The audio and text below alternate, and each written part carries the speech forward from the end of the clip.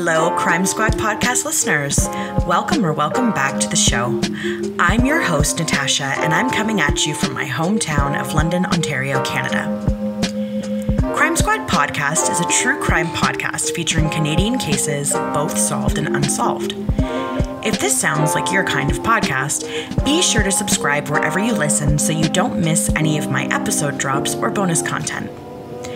Also, be sure to subscribe to my TikTok channel for content, especially to check out my Missing Monday posts, which are posted every Monday and feature a missing person in Canada. Leaving a comment or sharing the post helps to get the information distributed as much as possible. If you aren't into TikTok, I also post the reels on Instagram, YouTube, and Facebook. Another shameless plug here, last one I promise. I have started another podcast called Cold Case Solved, New Science for Cold Crimes, focusing on advances in forensic science and how this is helping to solve cold cases. Check it out wherever you listen. Today's episode is, like always, a difficult subject and may not be for everyone. I'll be getting into cases that involve intimate partner violence. There will be mention of the types of violence from physical abuse to sexual abuse, murder, and suicide. I'm certain we all know at least one person in our lives that has been the victim of abuse. Maybe it was you. Domestic violence doesn't discriminate. Think for a moment about the person you envision as an abuser. What do they look like? What is the picture you have in your mind? The truth is, abuse can happen to or be delivered by anyone from any class, any race, and any gender. Okay, squad, let's get into today's episode.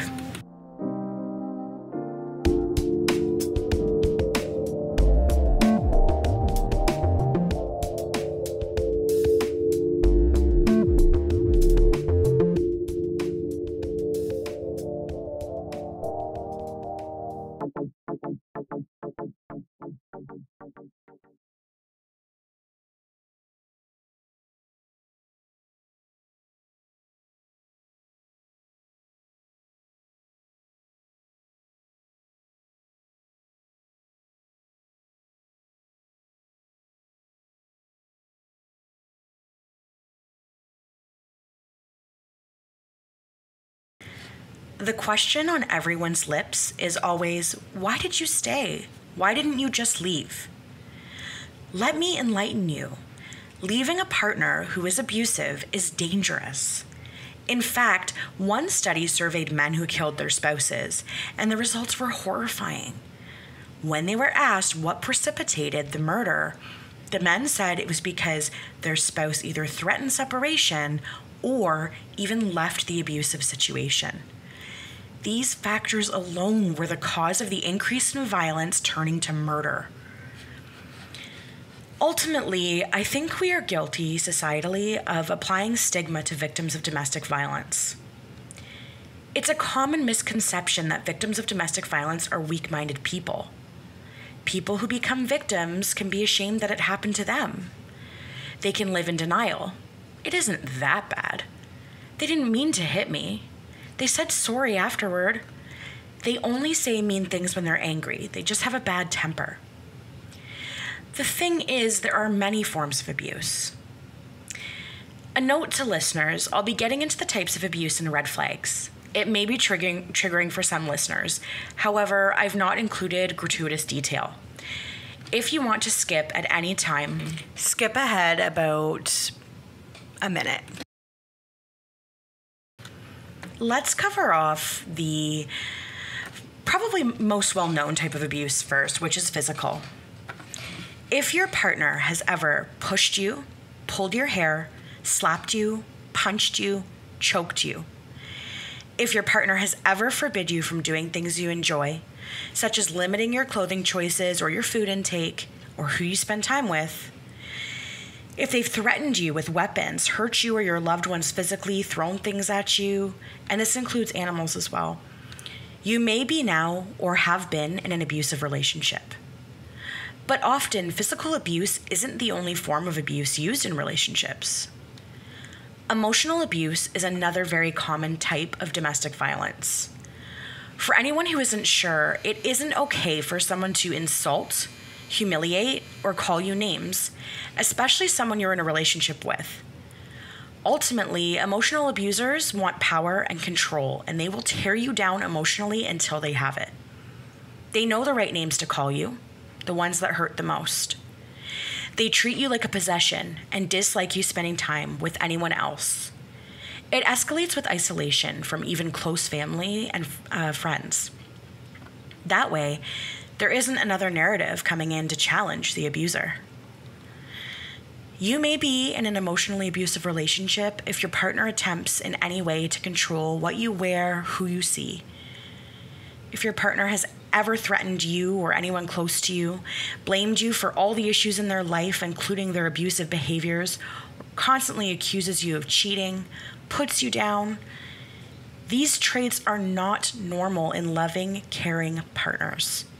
Whoever needs to hear that, it's true. Please trust me. Love isn't love if it hurts. Not to get personal here, but hey, why not, squad? I have had my fair share of abusive relationships, but I never really felt like it was happening to me. Not me, the strong-willed, independent woman I thought I was. Not me, the person who has a wide social circle and likes to have a good time. And I could always justify it like, well, it's not that bad. But the difference is, it wasn't that bad compared to what exactly? In my 20s, I hated rom-coms. I didn't understand why directors and writers in Hollywood kept wanting to lie to us regular people. Love isn't like that. And it wasn't, at least not for me. But what model did I have? Well, that's a story for another day. But ultimately, it took my therapist explaining to me in that wonderful voice of hers that there is a thing called a healthy relationship. And it was time to recognize I was deserving of that. The third form of abuse is sexual. If your partner wants you to dress in a sexual way, uses sexually explicit language towards you without your consent, forces you into sexual acts despite you not wanting to, if you're restrained without consent, held down, or in any other way incapacitated but you do not provide consent, this is sexual abuse. Financial abuse is a kind of abuse where the abusive partner controls the finances, and not just the household, but your personal finances as well. But don't get me wrong here, folks, because there is a very big difference between someone managing the books and abuse. If you feel emotionally distraught or overly controlled regarding how and when you spend money because your partner might emotionally or physically abuse you if you overspend, this is financial abuse. I often find that financial abuse and other forms of abuse present together. And in the grand old 21st century, we now have digital abuse. It's so easy these days to tap into someone's entire life. Where they are, thanks to location services, the ability to create fake accounts to spy on loved ones or exes that have blocked them. The internet is a powerful tool, and when used in a digital abuse situation, it is a form of harassment, stalking, intimidation, and control. If you believe you or someone you know may be in an abusive relationship, there are resources available. Trust your gut. For a link to different resources for help, check the notes of this episode.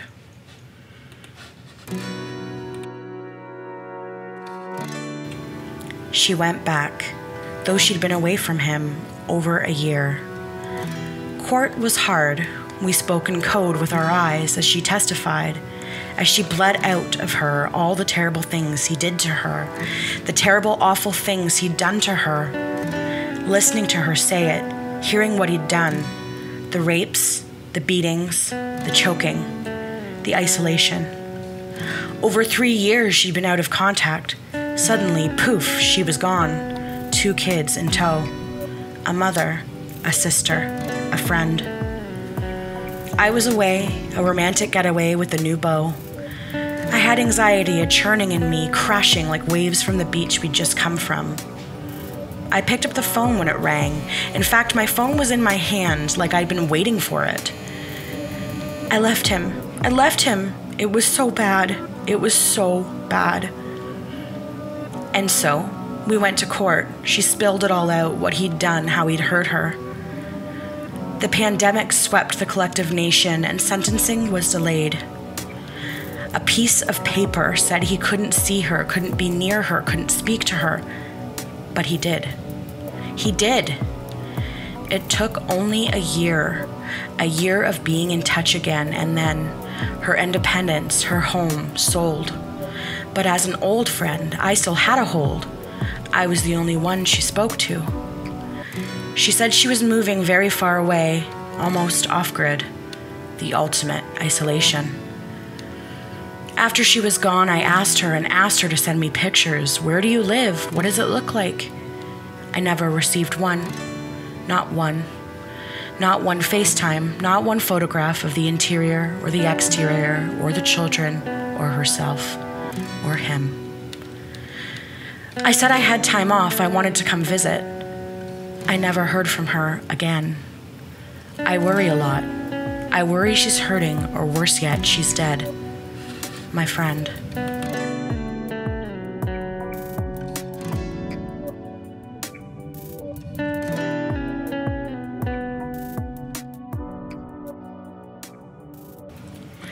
That piece is entitled, Where Are You? And is something I wrote to help process feelings about a friend of mine.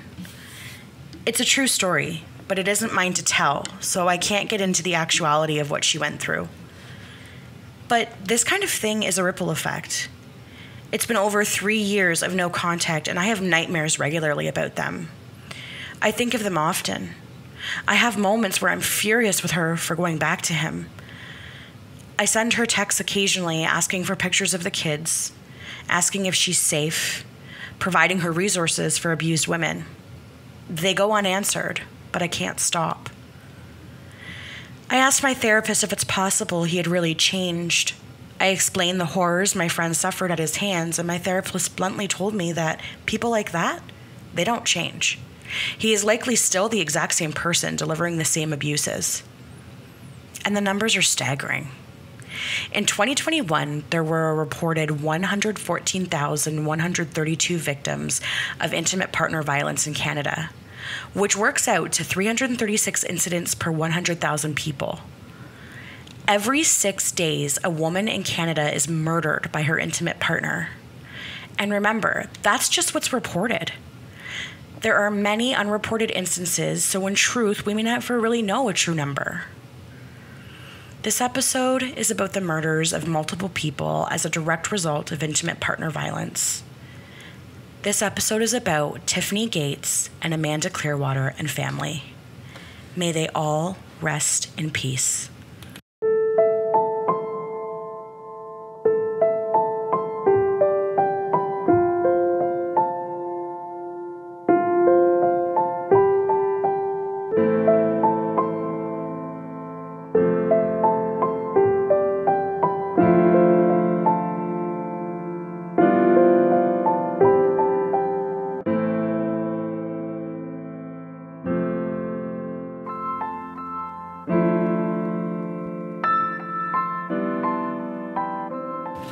Amanda Clearwater came into the world on April 14th, 1993.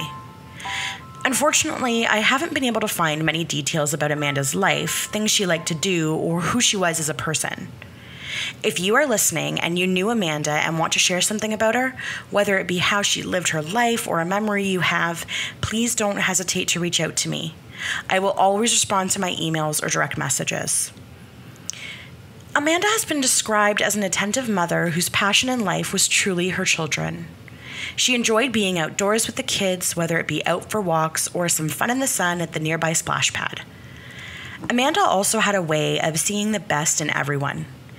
If you were a part of Amanda's friend circle, you became like family to her. I was also able to find out Amanda met a man she thought was the love of her life in 2007, when she was 14 years old. His name was Ryan Minowa-Kisik, and she loved him fiercely. The two attended high school together. Her Facebook page is peppered with many comments from as far back as 2011, where she regularly talks about how much she loves him. Photographs I found online of Amanda show a young-faced woman with an oval face and shoulder-length honey brown hair framing her face. What I notice most of all is her beautiful smile. Amanda and Ryan created 3 beautiful children together. Bethany, the oldest, was born February 1st, 2018. Javen, a little boy, was born in the family on June 23rd, 2019. And the youngest member of the family, Isabella, was born on November 30th, 2023. Bethany is affectionately referred to as a firecracker, and just those words bring a smile to my lips as I imagine a feisty little girl. She was known as the princess of the house. She loved the color pink and was very interested in mermaids. She loved her siblings and the time the family would spend together. Photographs of Bethany show a very happy little girl with dimples in her cheeks when she smiles. She has her mother's hair color, a button nose, and a toothy smile. Her face is the very picture of childhood innocence. Javen looks a lot like his mother and has the same adorable nose as Bethany. His hair is close cropped and his eyes sparkle. Javen was known to be a typical boy, one who loved Spider-Man and dinosaurs. Like a typical sibling relationship, Javen loved to terrorize older sister Bethany, but he also loved to cuddle his baby sister Isabella. He also loved to be his mother's big helper when it came to yard work. And Isabella, sweet little baby girl. She looks like many newborns, so small and delicate and fresh-faced, ready to grow into her own personality. The family lived together in Carman, Manitoba. Carman is a small town with a population of around 3,000 people. Also living in the house was 17-year-old Maya Lee Grattan. Maya was close with Amanda, and Amanda was like an aunt to her. This is why Maya wanted to go live with Amanda in Carman, and she moved there in the spring of 2023. A little bit about Maya. Maya was born March 18th, 2006 in Winnipeg. She had a complicated relationship with her mother, which led her to living with other family members at various points in her life. I've been there, girl. She had also been in the care of Winnipeg's Child and Family Services multiple times. She's described as having a larger-than-life personality and a huge heart. She cared about everyone and everything and had a laugh that would boom out of her and bring a smile to anyone's face. For a time, Maya lived with Lawrence Belaco, one of her stepfathers. Even after the relationship with Maya's mother ended, he was still a father figure for Maya and loved her very much. She lived with Lawrence starting around the age of 15, but just over a year later, she decided to move back in with her mother. Only a short time after that, after she just turned 17, Maya asked her mother if she could go live with Amanda and Ryan and their family in Carman. Maya had a lot going on emotionally. She was grieving the death of her auntie and reportedly threatened to kill herself if she had to stay living with her mother. The Child and Family Services worker approved the placement of Maya into the care of Amanda and Ryan, and she moved in. But not all was well in the household. Ryan was temperamental, and it wasn't a new thing either. Maya's mother had actually lived with Amanda and family for about 4 to 5 months around 2019, and recalled incidents where Ryan would aggressively intimidate Amanda. He would also lash out in anger and throw chairs. This behavior concerned her enough that she spoke to Amanda about it, but Amanda shrugged it off. "That's just Ryan," she would say. "Just leave him alone." Ryan had a criminal record for aggressively damaging a property and also causing a disturbance and damaging property in a local Tim Hortons. He would also use meth. Reportedly, Ryan had mental health struggles, which allowed him to be on permanent disability and receive assistance from the government as a result. When the dust settled and Maya was fully moved in, the reality for her hit. She did not like being around Ryan. She was concerned for her safety and said as much in audio messages and text messages she sent to friends. On February 4th, 2024, she sent an audio message to a friend that said Ryan was drinking alcohol and this wasn't a good thing because the alcohol and the pills he takes don't mix well. As if this was proven, Ryan allegedly woke Maya up at 2 a.m. and began aggressively accusing her of stealing his weed, which Maya maintained she did not do. She was so frightened she slept in the bathroom with the door locked. Amanda had stepped in and threatened to call police on Ryan, but didn't end up doing it. Instead, she went to bed. Perhaps to escape the tension in the home, or maybe just to visit, Amanda, Maya, and the kids left the house to visit Amanda's parents for the day. Ryan apparently called Amanda non-stop during her absence and threatened her repeatedly. In fact, he told Amanda he was going to kill her. It seemed Ryan must have been going downhill in the later years of their relationship, or maybe it was because Maya was now witnessing everything and telling Amanda it wasn't okay. But in any case, the two had decided to try and capture as much evidence in video or audio recordings as possible when Ryan was lashing out. This was to make sure there was a record of the abuse to show police if Ryan didn't leave the house when he was asked to. The threats from Ryan to Amanda that he was going to kill her continued, and Maya had captured video evidence of Ryan kicking Amanda when she was trying to pick up baby Isabella. He also threw dishes at Maya. Everything came to a head on February 11th, 2024. The worst imaginable tragedy would unfold on this day, leaving many people in a state of shock and sadness. It was around 7:30 a.m. on February 11th that RCMP officers in Carmen responded to a call. The caller stated there had been a hit and run on Highway 3 around 6.5 kilometers south of Carmen. Upon arrival, officers located the body of an adult female in a ditch. There were no signs of life, and she was pronounced deceased. 2.5 hours later, at around 10 a.m., the RCMP in Headingley, Manitoba, were made aware of a call for emergency assistance related to a vehicle on Highway 248. Reports indicated there was a vehicle on fire. RCMP officers were dispatched, and upon arrival, a lone male was seen removing 3 young children from the burning vehicle. But the male wasn't a good Samaritan, as I'm sure you've guessed by now. The 3 children were Bethany, Javen, and sweet little Isabella. And the man was Ryan Manoa-Kisik. He was quickly taken into custody, and an investigation began, which led to the home the family shared in Carmen. Tragically, Maya had not escaped the horrific incident.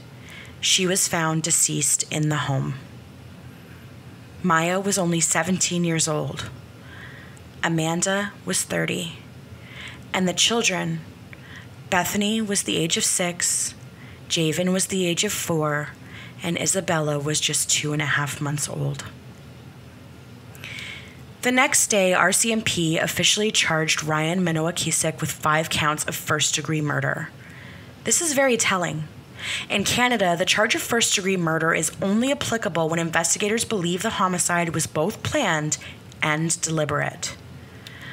Ryan was taken into custody and has been in custody since. Autopsies were conducted on February 13th and 14th, respectively. Details have not been released as the case is still facing the courts.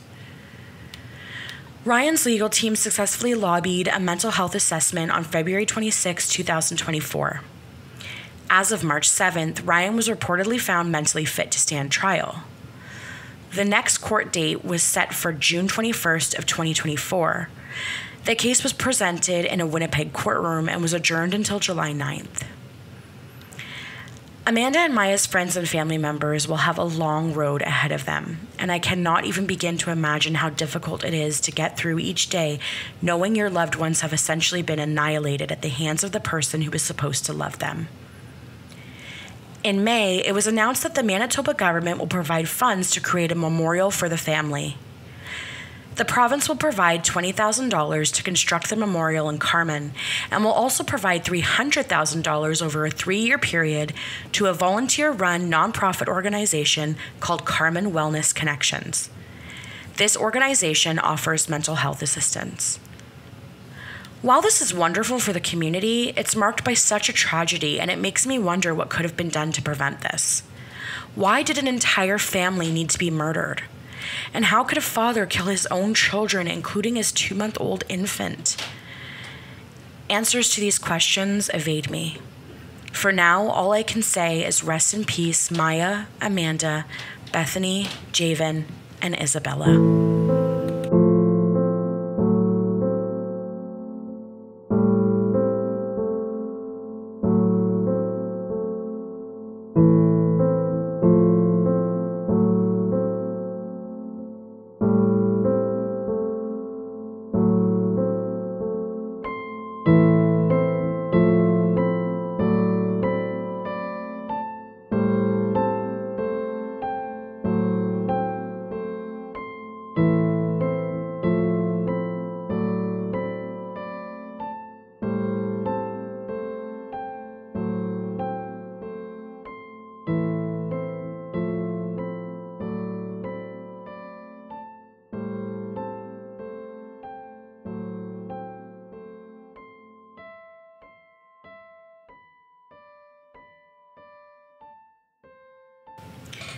Tiffany Gates was born November 9th, 1992 to parents Linda and Renee.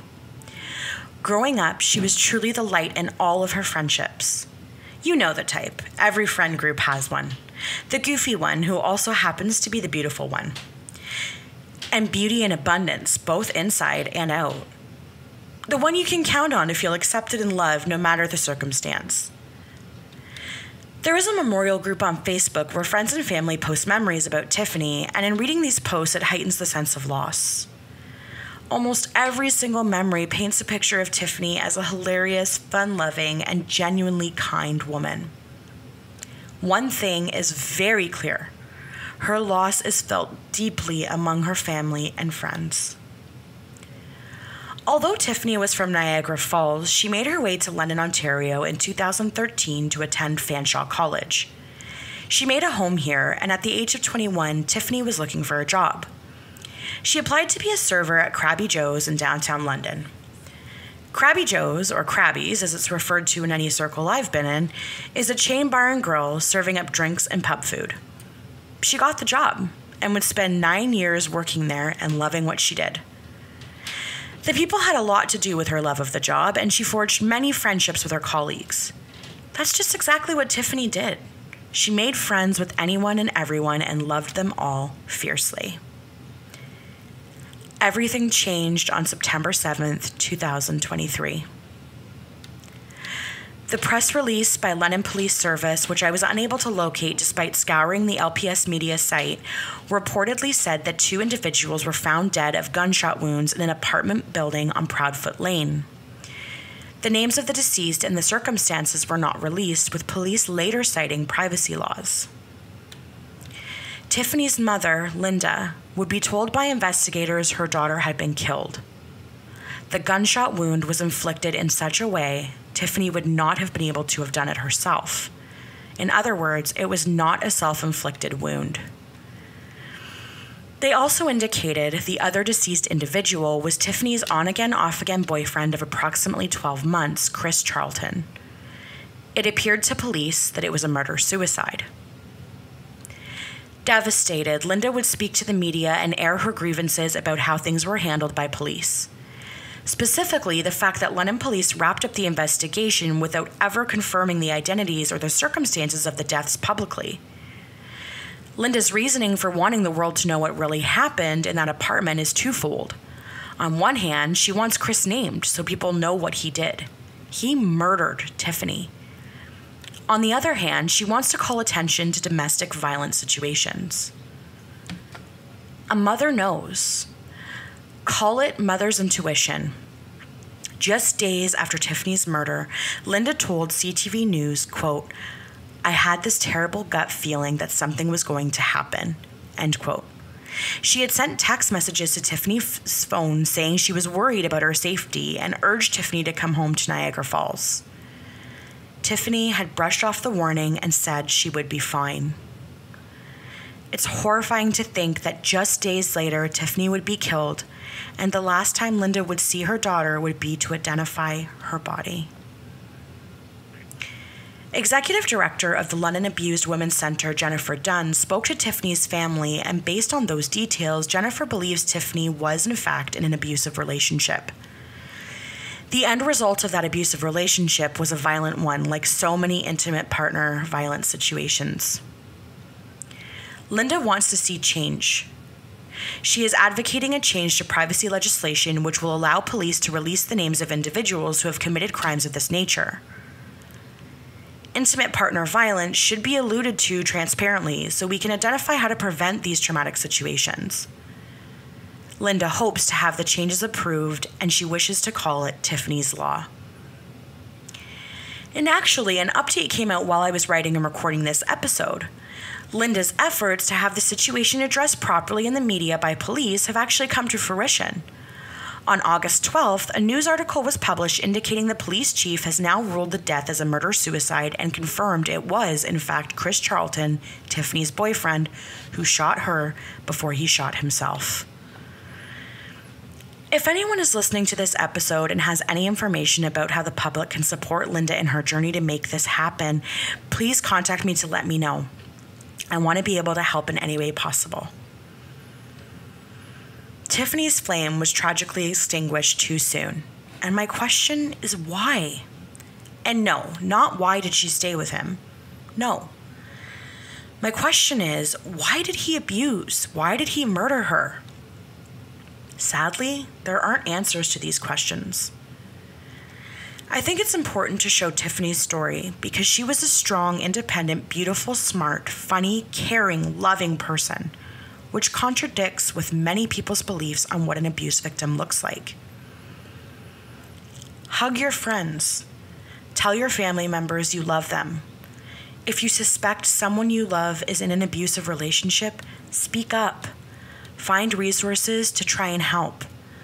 You just never think it could happen to them or to you, but it can. It can happen to anyone. Tiffany lives on through memories shared by friends and family on a Facebook group that has several posts per week. Rest in peace, Tiffany. I wish I could have known you in life. You seem to have had a way of making people happier versions of themselves just by being you.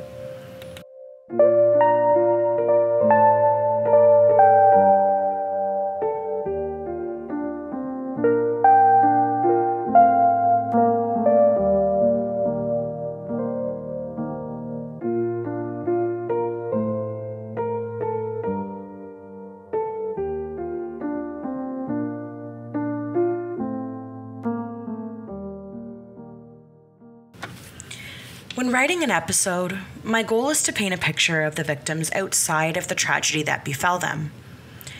I have not experienced anything close to traumatic deaths in my existence, so I cannot even begin to imagine the depths and pain of that kind of loss.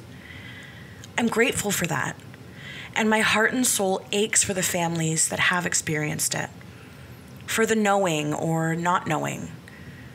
Every person's story takes a toll on me emotionally, and that's just me existing in a peripheral realm. I try to bring to you, Squad, a focus on the victims and who they were, instead of a major focus being on the perpetrator of the crime. Humanizing trauma is important because it allows us to see it really could be anyone. Your sister, your daughter, your son, a friend, a stranger. That's going to do it for this episode of Crime Squad Podcast. Thank you so much for listening. And remember to subscribe so that you can follow the podcast wherever you listen. And that way you won't miss any episode drops or any bonus content. I'm hoping to bring some bonus content to you soon. If you have an idea for an episode or you want to get in touch, please feel free to reach out. I absolutely do respond to every message. All right, Squad, until next time, thanks so much. See you soon. And remember, stay safe and be kind to each other.